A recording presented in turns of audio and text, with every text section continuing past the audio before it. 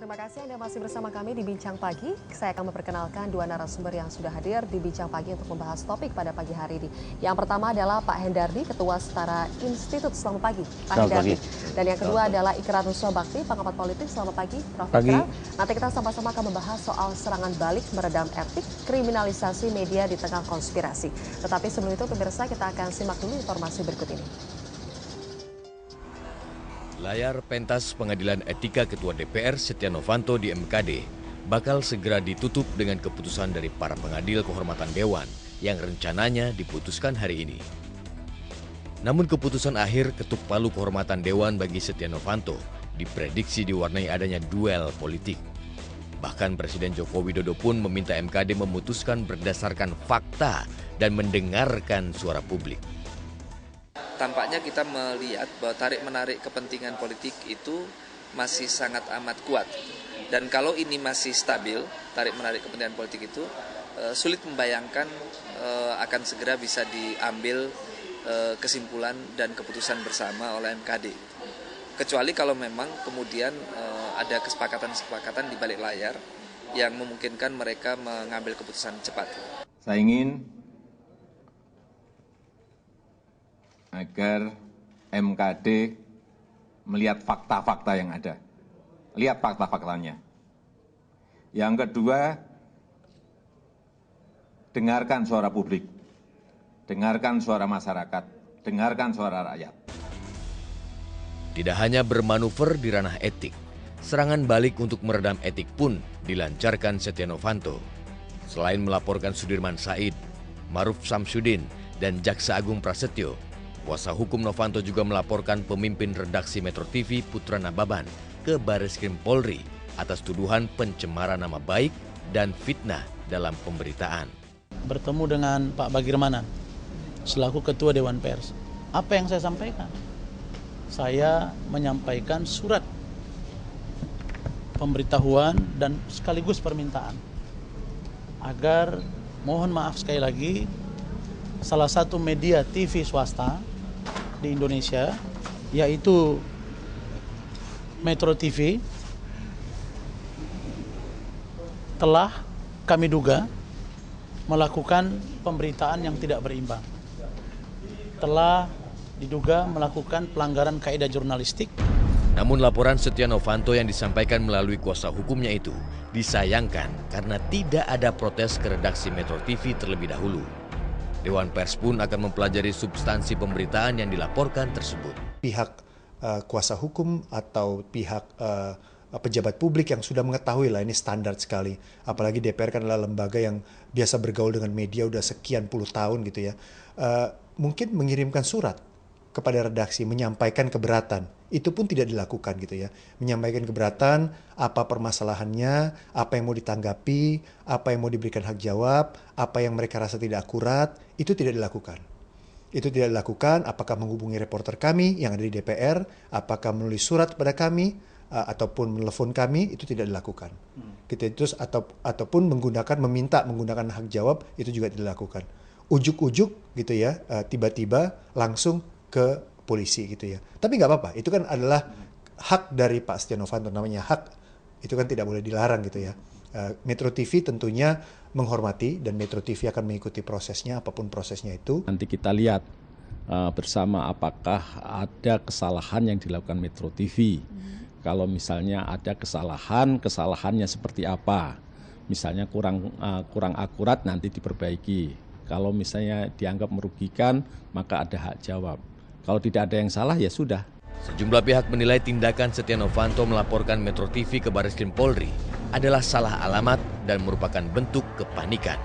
Selain itu, mengkriminalisasi pers justru dinilai semakin menggerus simpati publik terhadap Setia Novanto.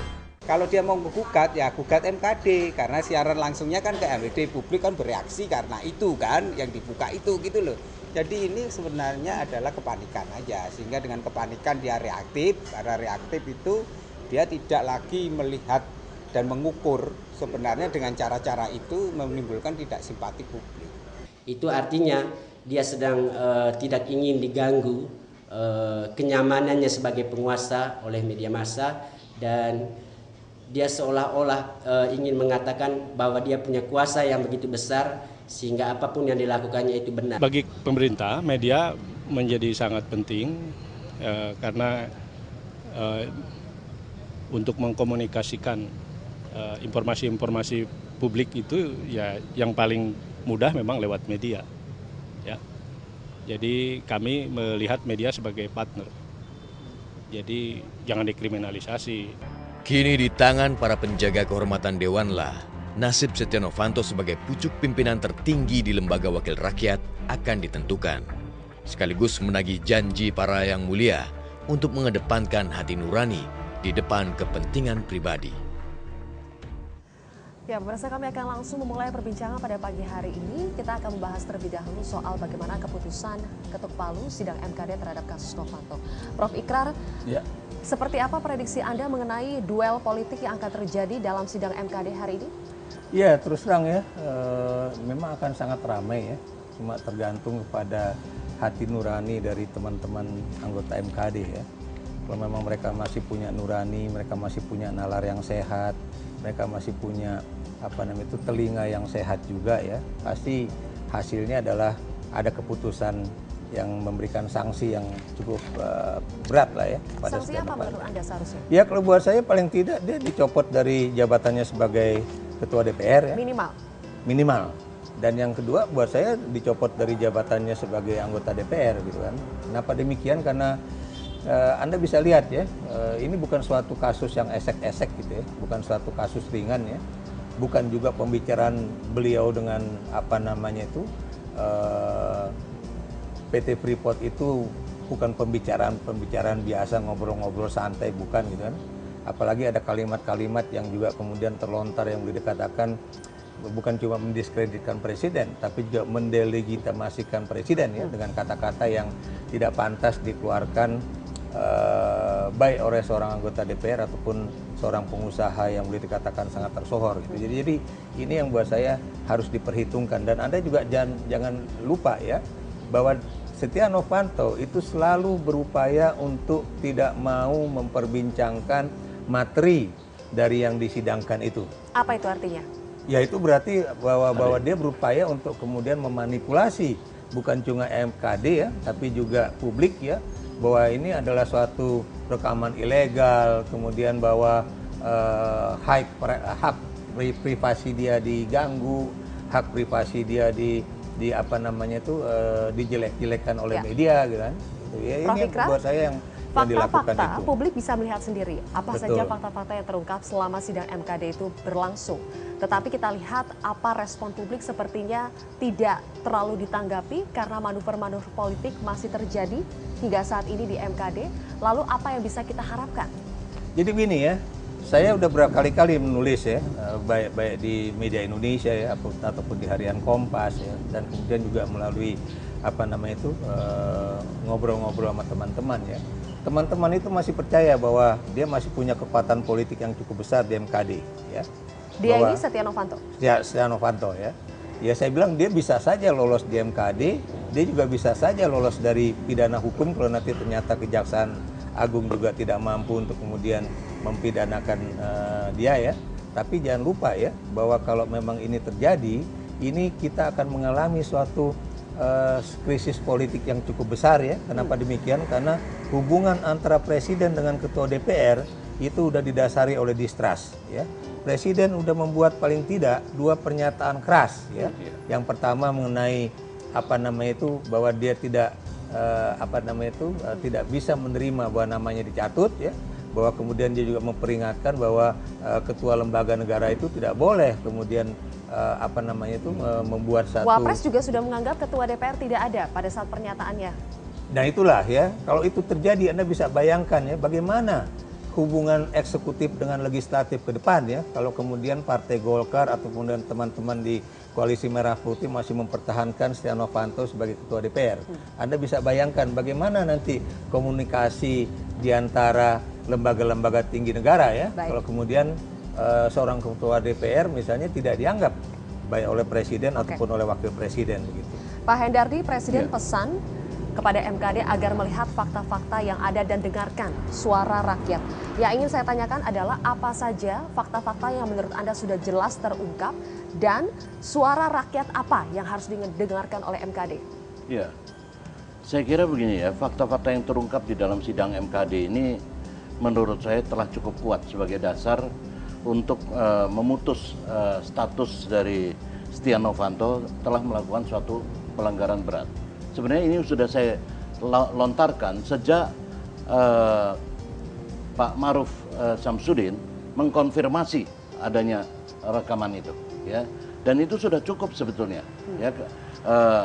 Bahwa ada kemudian keterangan-keterangan tambahan dari Pak Luhut Panjaitan misalnya malah mengaburkan persoalan, ya. Mengaburkan persoalan dan bukan memperkuat itu. Tapi dari fakta-fakta di dalam sidang itu dengan rekaman itu sudah dikonfirmasi oleh Pak Ma'ruf Syamsuddin, menurut saya sudah mencukupi untuk menyatakan bahwa itu dilakukan pelanggaran berat. Dan konsekuensi dari pelanggaran berat seperti menurut apa Anda ini pelanggaran berat? Pelanggaran berat, ya menurut saya. Ya, dan itu bahwa MKD memutuskan pelanggaran berat itu soal lain. Tapi menurut saya ini sudah satu pelanggaran berat yang sanksinya adalah dicopot dari bukan saja sebagai ketua DPR tapi juga sebagai anggota DPR, ya. Ya memang ada pesimisme setelah sidang Novanto yang menghadirkan Pak Novanto kemudian tertutup, ya. Tetapi juga saya kira masih ada tetap harapan publik, ya, bahwa para anggota MKD ini mendapat pencerahan lah setelah mayoritas publik menginginkan bahwa Novanto dicopot, ya. Dan itu saya kira ada semacam pencerahan baru dari ini, dan juga setelah juga ada pesimisme ketika beberapa pihak termasuk saya mengusulkan adanya tim panel untuk lebih netral, ya, dengan 3 anggota itu diatur di dalam peraturan DPR, 3 anggota dari MKD dan 4 orang dari luar lebih kredibel. Tapi oke lah, tapi saya ada harapan dari publik, saya kira, bahwa MKD yang kemarin masuk angin, ya, dan encok, ya, ini udah memperoleh pencerahan baru. Apabila Anda mengatakan suara rakyat sebetulnya menginginkan agar Setia Novanto dicopot dan Presiden mengatakan dengarkanlah suara rakyat, berarti secara tidak langsung Presiden juga mengatakan copot Novanto?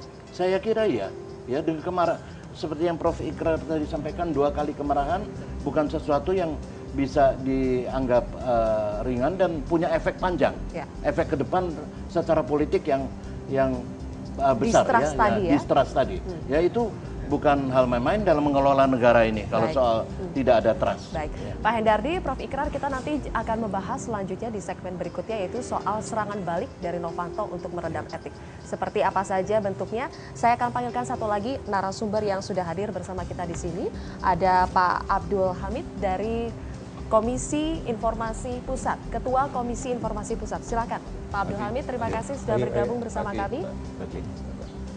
Baik, pemirsa, kami akan kembali sesaat lagi selepas jeda. Tetaplah bersama kami di Metro TV.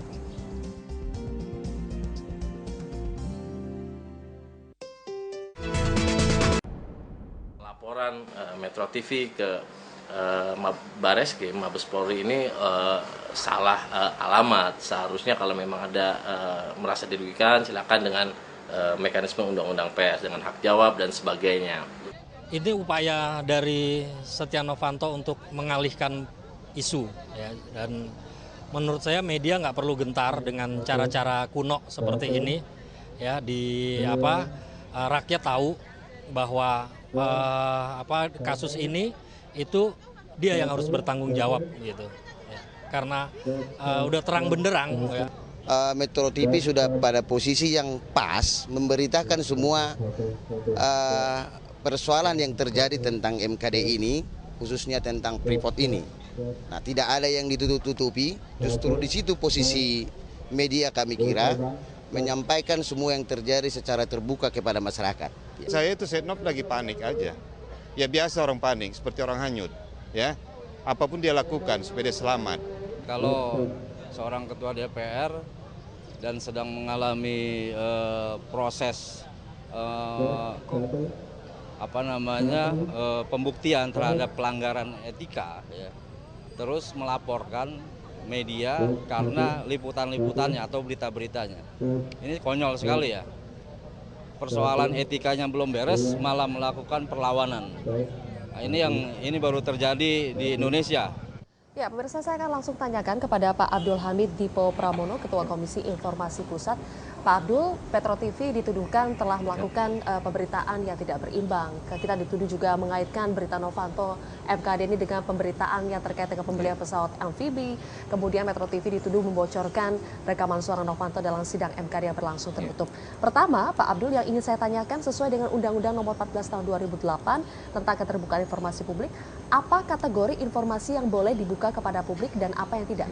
Ya. Kalau konteks yang rame-rame ini, Mbak, sebenarnya kan menyangkut pejabat publik dan itu untuk kepentingan publik. Jadi itu memang informasi yang terbuka. Jadi baik itu rekaman dari Freeport yang diserahkan kepada Menteri Sudirman Said, sejauh sudah diverifikasi, sejatinya itu boleh dibuka ke publik. Nah, ini kan dilaporkan kepada MKD. Menjadi dokumen yang diberikan pada badan publik. DPR ini badan publik karena menerima duit dari negara, dari APBN. Jadi dia juga wajib membuka informasi publik yang untuk kepentingan publik. Karena penentuan saham Freeport ini kan untuk rakyat. Aset, sumber daya alam, resources milik masyarakat sesuai Undang-Undang Dasar kita pasal 33 milik rakyat ya harus dikembalikan dan mengurusnya harus transparan. Jadi pejabat publik, dia baik menteri, ketua DPR, anggota DPR, dan sebagainya itu tingkah lakunya tidak boleh tertutup, memang harus transparan, dia harus siap, apapun latar belakang dia mau dulunya pengusaha ya jangan berbisnis sendiri, tapi berbisnis dalam tanda petik untuk kepentingan masyarakat. Selama itu adalah menyangkut pejabat publik, kemudian dan kepentingan publik itu merupakan informasi terbuka. Dan secara undang-undang, Mbak, informasi yang sedang diramaikan ini bukan informasi rahasia, baik dilihat dari rahasia negara, rahasia pribadi maupun rahasia bisnis. Nggak ada pasal yang bisa kita pakai alasan untuk menutup itu, untuk merahasiakan itu. Jadi ini informasi publik, sehingga ya publik justru harus dikasih tahu. Jadi hak ketika mereka sidang untuk itu berlangsung dengan tertutup? Ya, sidang. Ketika sidang itu berlangsung dengan tertutup? Seharusnya terbuka. Seharusnya jadi, terbuka. Sidang tertutup itu yang MKD itu, Mbak, itu sudah menyalahi prinsip keterbukaan informasi publik, prinsip pemberian hak publik untuk mengetahui proses kebijakan publik. Menyalahi MKD itu sejak awal saya katakan. Sidang harus dibuka.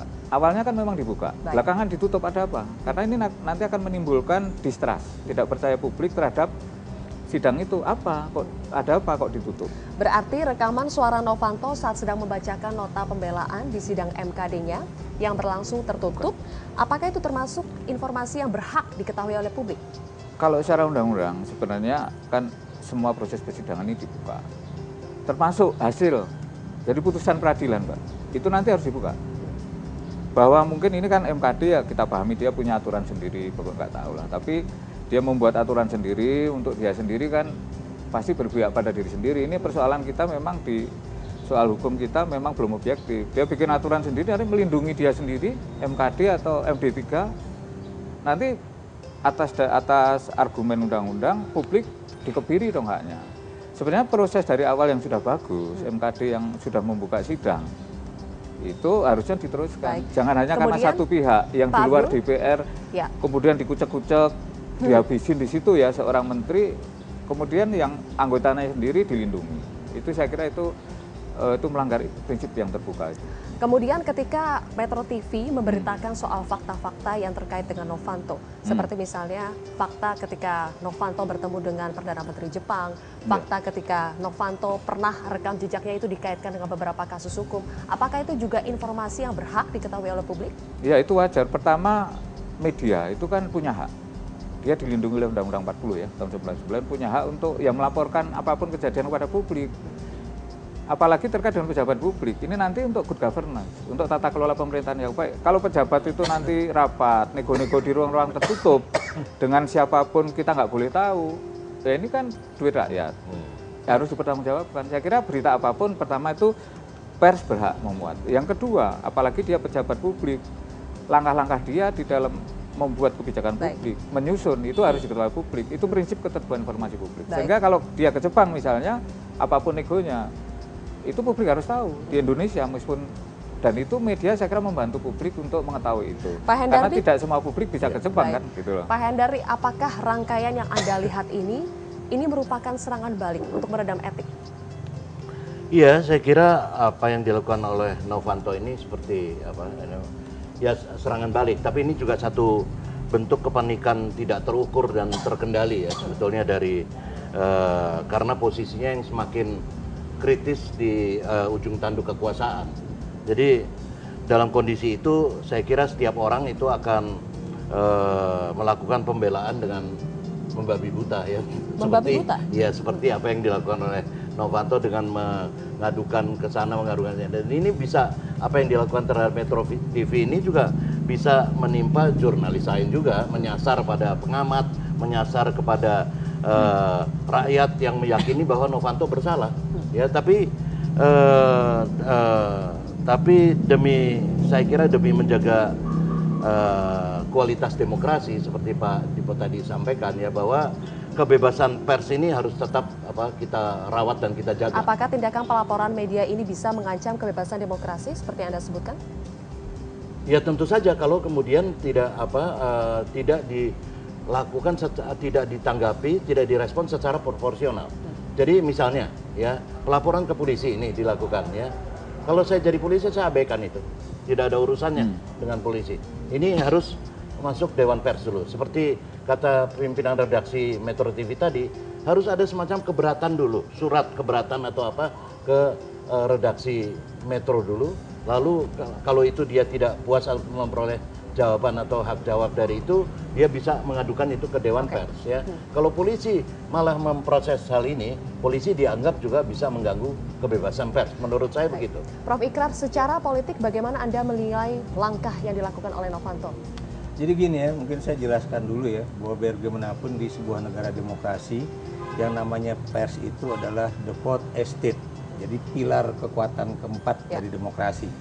Itu satu hal yang harus. Dan Anda juga tahu ya, semua yang namanya mau di negara otoriter, mau di negara liberal ya, yang namanya pers itu harus memberikan informasi, juga mendidik publik dan juga menghibur ya. Itu kalau kita inti dasar dari pelajaran mengenai media massa kan. Nah, kemudian yang kita perhatikan, Setia Novanto itu memang dia bukan sebagai pribadi, dia sebagai pejabat publik. Yang kemudian, dan Metro TV juga bukan membuat satu pemberitaan yang mengada-ada.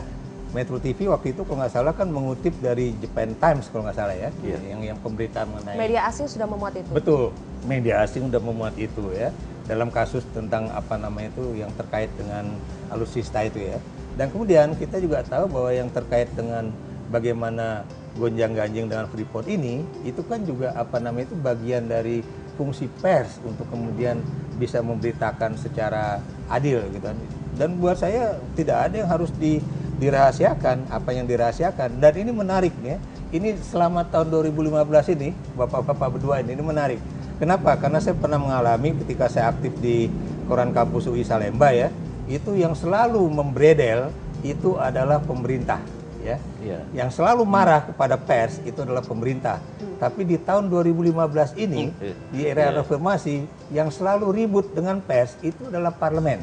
Saya beri contoh misalnya kan, ada teman-teman saya yang apa namanya itu senior saya di LIPI, kemudian menulis opini di Harian Kompas, kemudian apa namanya itu ada komisi di DPR yang terkait dengan LIPI, kemudian membuat surat supaya orang ini ditegur dan sebagainya ya. Kemudian juga Anda tahu ya, ada kemudian anggota-anggota DPR gara-gara gonjang-ganjing Freeport ini kemudian ingin mempersoalkan Sudirman Said terkait dengan Freeport ya, atau kemudian yang sekarang terakhirnya adalah kasus di mana kemudian media apa namanya itu Metro TV dan Metro TV News ya .com itu juga dipersoalkan. Menarik. Kenapa menarik?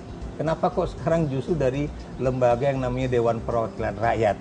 Kemudian Prof, persoalan yang menyangkut soal media dan produk jurnalistik ini kan sebetulnya sudah diatur dalam Undang-Undang Pers, Undang-Undang, dan sebagai Ketua DPR seharusnya, bukankah Ketua DPR Setia Novanto harusnya mengetahui bagaimana prosedur ketika ada soal persoalan yang menyangkut media dan kode jurnalistik? Ya, makanya orang seperti Setia Novanto itu harus kemudian membaca kembali sejarah reformasi kita, ya.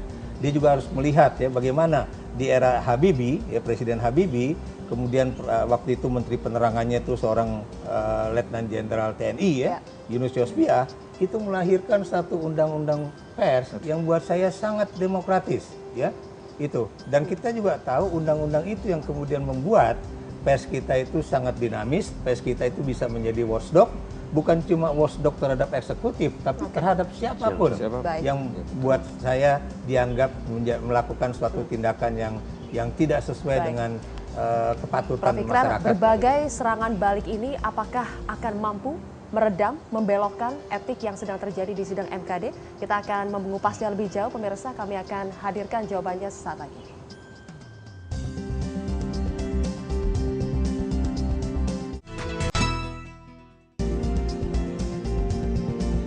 Kembali lagi bersama kami di Bincang Pagi, pemirsa. Pak Hendardi, berbagai bentuk serangan balik sepertinya kita bisa lihat bersama, misalnya di MKD ada aksi saling lapor antar anggota MKD. Kemudian juga kuasa hukum Setia Novanto melaporkan sejumlah pihak, termasuk Sudirman Said, Ma'ruf Syamsuddin hingga Jaksa Agung, dan akhirnya media juga ikut-ikut dilaporkan. Apakah ini nantinya bisa menghambat, meredam etik di proses MKD? Ya tujuannya itu memang ya. Jadi saya kira apa yang dilakukan Novanto dengan melaporkan Sudirman Said, kemudian Metro TV dan lain-lain ini upaya untuk mengaburkan masalah yang sedang diperiksa oleh MKD, ya. Dan Novanto di sini sedang mencari celah untuk memperoleh pembelaan dari proses hukum. Jadi misalnya begini, jika langkah hukum ini diafirmasi oleh polisi atau oleh pengadilan, itu maka putusan itu bisa jadi merupakan pembelaan bahwa dirinya tidak melanggar etika. Itu yang saya kira tujuan yang ini. Jadi yang disasar di sini adalah side effect dari proses hukum, bukan untuk tujuan memenjarakan Sudirman Said atau Putra Nababan atau ini, tapi side effect dari itu yang disasar oleh. Kalau dilihat dari konstelasi politik yang terjadi di MKD saat ini, apakah side effect ini akan mempengaruhi nantinya putusan yang akan diputus hari ini? Buat saya sih begini ya, karena saya kan udah bilang tadi bahwa MKD ini sendiri mungkin punya pengaruh ya, bisa saja punya pengaruh. Tapi buat saya MKD ini terutama sejak pemeriksaan Novanto itu tertutup ya, saya udah bilang bahwa ini masuk angin dan bukan masuk angin lagi, encok gitu kan. Sudah sampai encok, berarti sudah berat ini. Sudah berat ya. Saya tidak punya terlalu pengharapan yang banyak. Saya ingin segera bahwa ini lari ke ranah hukum. Itu segera. Jadi karena itu Presiden, Wapres, atau mungkin Pak Luhut yang merasa tersinggung namanya disebut-sebut ya, bukan marah ke publik. Kalau marah, laporkan polisi. Gitu. Saya harap mereka melaporkan ini kepada polisi supaya jadi persoalan hukum. Oke. Gitu. Prof. Ikrar, konsinyering atau pengambilan keputusan MKD terkait dengan kasus Novanto ini akan berlangsung dengan tertutup. Apa saja manuver-manuver politik yang mungkin terjadi pada saat konsinyering itu? Nah ini juga menarik ya, kenapa mesti tertutup gitu kan?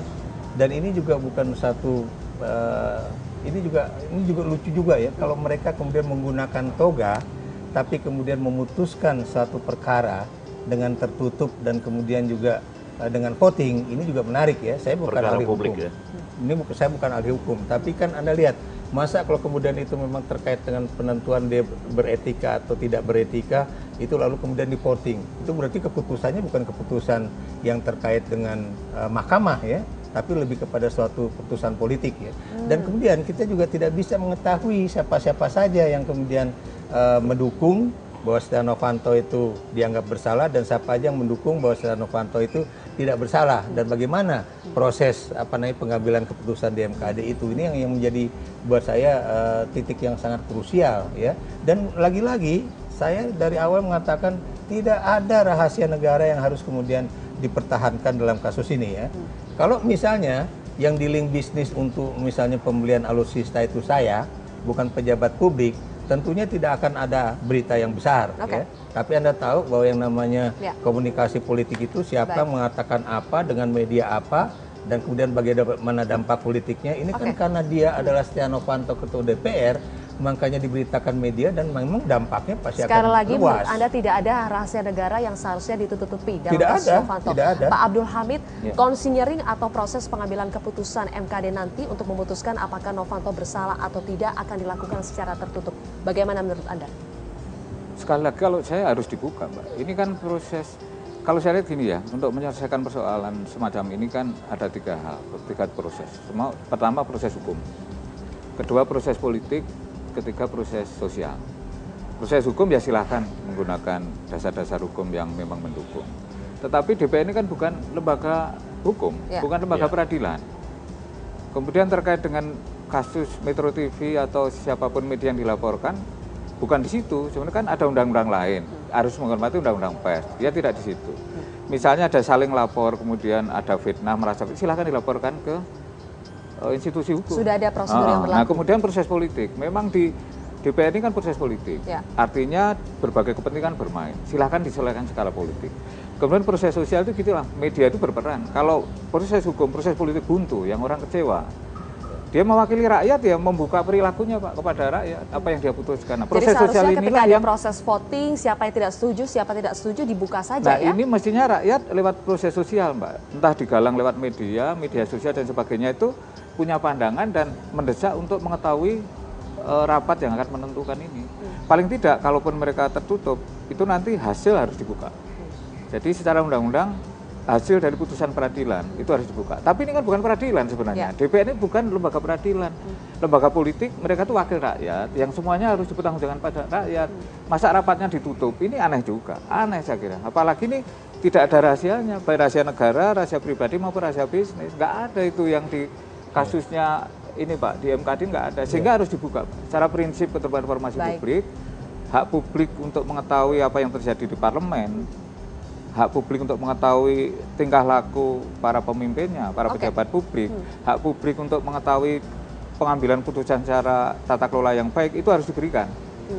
Jangan dirampas.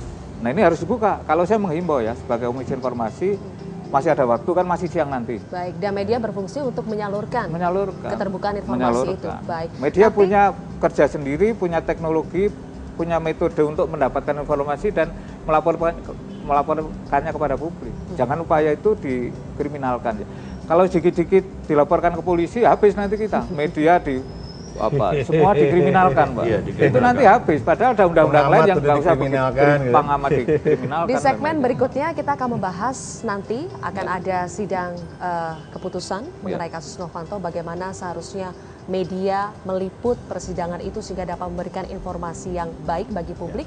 Dan terakhir saya akan juga tanya apa konsekuensinya jika nantinya MKD menjatuhkan sanksi yang tidak sesuai dengan harapan rakyat. Kami akan kembali bersama sesaat lagi.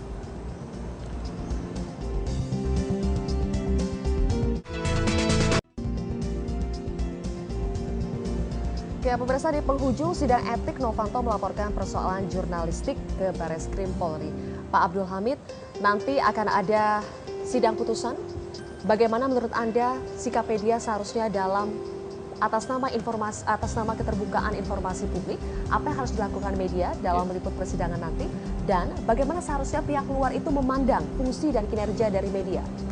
Media, kalau wakil rakyat ya di DPR sudah nggak bisa mewakili aspirasinya, ya media siapa lagi yang diharapkan. Jadi media harus mencari informasi sebanyak-banyak, sedetailnya dilaporkan kepada rakyat. Karena secara prinsip itu harus terbuka kok. Kalau dia menutup, ya gimana caranya siapapun ya, khususnya media yang punya kemampuan untuk itu ya mereportnya kepada masyarakat. Syukur ya masih ada waktu setengah hari untuk mendesak itu agar terbuka mereka. Sebab kalau tidak, ya nanti mereka tidak menjalankan fungsinya sebagai wakil rakyat. Wakil rakyat ini kan dipilih oleh rakyat untuk kepentingan rakyat. Sehingga apa yang dia lakukan mestinya dibuka kepada rakyat. Ini kan tidak, dan saya juga tidak tahu ya aturan yang di dalam.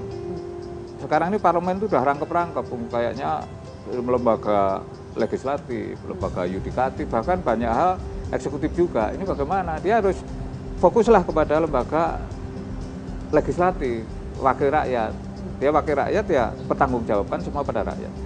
Termasuk perilaku para pimpinannya. Saya kira harus dibuka lah media, dan UU 4099 kan menjamin itu. Dan jangan takut dikriminalisasi, karena sebenarnya laporan ke polisi, laporan pidana itu sekian tahap setelah lewat Dewan Pers dan sebagainya. Saya kira itu harus profesional. Kalau profesional kan pers itu mengacu kepada undang-undang pers, dan dia juga rasa ingin tahunya tinggi untuk dilaporkan kepada rakyat kan. Ini bukan bahwa saya tidak tahu mereka kemudian ada yang duga berpolitik, itu urusan lain. Tetapi jadi bagaimana publik, seharusnya penyelesaian dari persoalan laporan media ini? Laporan media ya itu saya sarankan, saya anjurkan polisi tidak memproses. Tetapi polisi kan bilang kami diwajibkan untuk menerima semua laporan masyarakat dan akan kami proses. Tapi kan bisa ada proses lain, misalnya entah